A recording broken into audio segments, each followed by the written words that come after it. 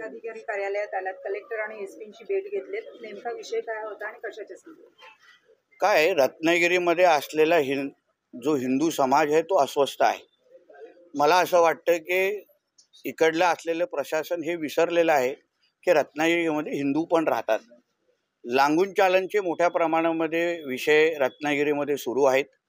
अनधिकृत असलेली बांधकामं ज्याला मदारचं स्वरूप दिले गेलेलं आहे, इकडे असलेल्या किल्ल्यांवर असलेलं जे काही अनधिकृत बांधकाम आहे त्या बाबतीमध्ये सातत्याने शासनाच्या माध्यमातून पत्रक लिहिलेले आहे, पत्र निघालेले आहेत, निर्णय झालेले आहेत 2016ला की हे अतिक्रमणं तुम्ही काढून टाका. उदाहरण आमच्या इकडे टिळक ग्रंथालय आहे, तिथे कंपाऊंडच्या आतमध्ये मदार बांधलेली आहे. आता मला रत्नागिरीमध्ये असलेला जो मुसलमान समाज आहे, जो मोहम्मद पैगंबरांना मानतो, मला त्याला विचारायचं आहे की त्यांच्या मोहम्मद पैगंबरांच्या शिकवणीमध्ये मदार हा विषयाला परवानगी आहे का? मग अशा पद्धतीचे अनधिकृत बांधकामांना काढण्यामध्ये काय अडचण आहे? रत्नागिरी शहरामध्ये कुठलाही हिंदूंनी साधीची टपरी पण आपल्या कुठल्याही शासकीय जमिनीवर बांधली तर काढण्यासाठी 2 तासामध्ये पोलीस फोर्स मागवली जाते आणि त्याला तिथे तो स्ट्रक्चर काढला जातो. आमचं साधं एवढंच म्हणणं आहे, रत्नागिरीतलं प्रशासन जो नियम मुसलमान समाजाला लावतो तोच नियम त्यांनी हिंदू समाजाला लावा, एवढं सरळ स्पष्ट आहे. शेवटी आपल्या देशामध्ये आपण डॉक्टर बाबासाहेब आंबेडकरांचा संविधान मानतो. आजपर्यंत रत्नागिरीमध्ये शरिया कायदा लागू झालेला आहे का? हा मला फक्त साधा प्रश्न आहे. आणि ह्या बाबतीमध्ये मी जिल्हाधिकारी असतील, एसपी असतील आणि त्यांच्या प्रतिनिधींची आम्ही चर्चा केलेली आहेत. आम्हाला तारखा हवा आहेत.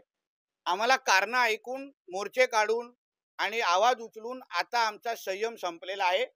आता तारखांच्या अनुसार अगर तो स्ट्रक्चर अगर निघाला नाही तर रत्नागिरीमध्ये अगर कायदा आणि सुव्यवस्था बिघडली, रत्नागिरीमधला अगर हिंदू समाज रस्त्यावर उतरून आक्रमक झाला तर याचा पूर्ण पद्धतीने जबाबदार इकडचं पोलीस प्रशासन आणि इकडचे जिल्हाधिकारी आणि इकडचे नगरपालिकेचे प्रशासन आहे. कारण का त्यांनी ऍक्शन न घेतल्यामुळे तो दिवस उजाडेल. म्हणून आमचं एवढंच म्हणणं आहे की हा शेवटची चेतावणी आहे. आम्ही वारंवार आता ह्या पद्धतीच्या मागण्या आम्ही करत बसणार नाही. कारण का मुसलमान समाज रस्त्यावर उतरला, मुसलमान समाजाला जिल्हाधिकारी कार्यालयामध्ये यायचं असेल तर बॅरिकेड लागत नाहीत, पोलिसांना एवढा फोर्स लागत नाही. पण हिंदूंचे काही विषय अगर जिल्हाधिकारी कार्यालयावर आले, एसपी कार्यालयावर आले, आमचे निलेश साहेब असतील, आमचे हिंदुत्ववादी विचाराचे कार्यकर्ते असतील, तेव्हा जाऊन एवढे पोलीस फोर्स लागतं. म्हणजे हा जो काही बेसिक हिंदू आणि मुसलमानामध्ये जो फरक केला जातो प्रशासनामध्ये तो थांबला पाहिजे. आणि तो नाही थांबला तर रत्नागिरीमध्ये असलेला हिंदू समाज आपला तिसरा डोळा उघडेल आणि मग इकडे होणारा तांडव हा आमच्या कोणाच्याही हातात राहणार नाही. सर, नुकतीच परवा 2 दिवसापूर्वी एका महिलेवर अत्याचाराची घटना घडली, या संदर्भात आपण माहिती घेतली. त्या संदर्भात पण मी एसपी कुलकर्णी आणि ह्यांनी मला माहिती दिली की त्या संबंधित तपास सुरू आहे. जवळपास 6 सीसीटीव्ही कॅमेऱ्याचे फुटेज त्यांना मिळालेले आहेत.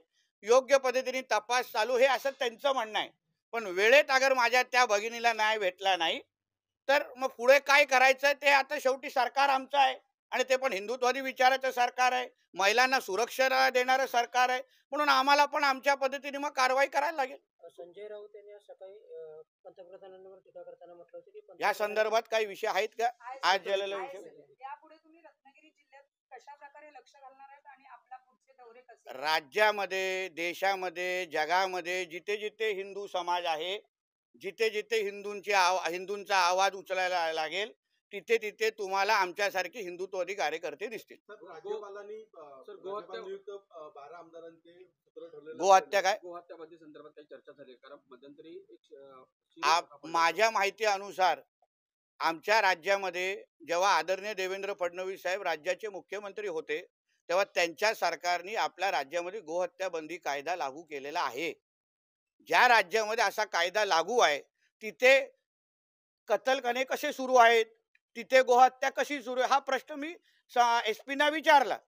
आता त्यांच्या माहिती अनुसार इथे कत्तलखाने चालू नाही आहेत, ते मला व्यवस्थित उत्तर पण देऊ शकले नाहीत. दुसऱ्या बाजूला ज्या लोकांना हे लोक अटक करतायत ते लोक मुख्य सूत्रधार आहेत का? ते फक्त फ्रंटमॅन आहेत, ते पुढे राहून काम वाजवणारे लोक आहेत. जो मुख्य व्यक्ती आहे, जो गौमास इथे विकतो, जो सातत्याने कत्तलखाने इथे चालवणारे जे काही लोक आहेत, त्यांची ही नावं आम्ही एसपींकडे आणि प्रशासनाकडे दिलेली आहेत. त्याच्यावर कारवाई होते का पाहू. आजची आमची जी भेट आहे ते आम्हालाही आता ही शेवटची परीक्षा प्रशासनाची घ्यायची आहे. प्रशासनाने अगर ह्या पुढे अगर आम्हाला परत आम्हाला त्याच पद्धतीची उत्तरे दिली तर ह्या पद्धतीचे हिंदू समाजाला त्रास देणारे आणि हिंदू समाजाच्या विरोधात काम करणाऱ्या अधिकाऱ्यांना आमच्या सरकार किती काळ त्या खुर्चीवर ठेवतं हे आता आमच्या वरिष्ठांशी चर्चा करून त्याबद्दल निर्णय घेऊ. गुरांची तस्करी मोठ्या प्रमाणात रत्नागिरीत होत असते. वारंवार पकडून देखील कारवाई पुढे होत नाही. विशेषतः पश्चिम महाराष्ट्रात म्हणजे कोल्हापूर मार्गे ना मोठ्या प्रमाणावर होते, तिथे बघितलं जात नाही किंवा सीसीटीव्ही नाहीये. हाच मूळ आक्षेप आता मी एसपींकडे घेतला की त्यांच्या नाकाखाली, त्यांच्या डिपार्टमेंटच्या नाकाखाली अगर अशा पद्धतीची तस्करी होत असेल तर म्हणजे त्यांच्या डिपार्टमेंटमध्ये पण काही सडके आंबे आहेत जे ह्या लोकांना मदत करतात, जे लोक ह्या लोकांकडून हप्ते घेतात. तर त्या संबंधित लोकांवर अगर एसपीनी कारवाई केली नाही, शेवटी मी परत सांगतो, मी एसपीना पण तेच सांगितलं की राज्याचे गृहमंत्री, उपमुख्यमंत्री आमचे देवेंद्र फडणवीस साहेब आहेत. अशा काही सडक्या आंब्यांमुळे आमच्या देवेंद्र फडणवीस साहेबांचं आम्ही नाव खराब होऊन देणार नाही. म्हणून वेळेत पोलीस प्रशासनाने योग्य ती कारवाई घ्यावी. नाहीतर मग देवेंद्र फडणवीस साहेबांकडून अगर त्या पद्धतीची कारवाई सुरू केली मग पोलिसांनी मग आमचे नंबर शोधत बसावे नाही, आमच्या कोणतरी नात्या गोत्यातले मित्र परिवार शोधत बसू नये. मग कारवाई जी होईल त्याचे पूर्ण जबाबदार हे पोलीस प्रशासन असेल.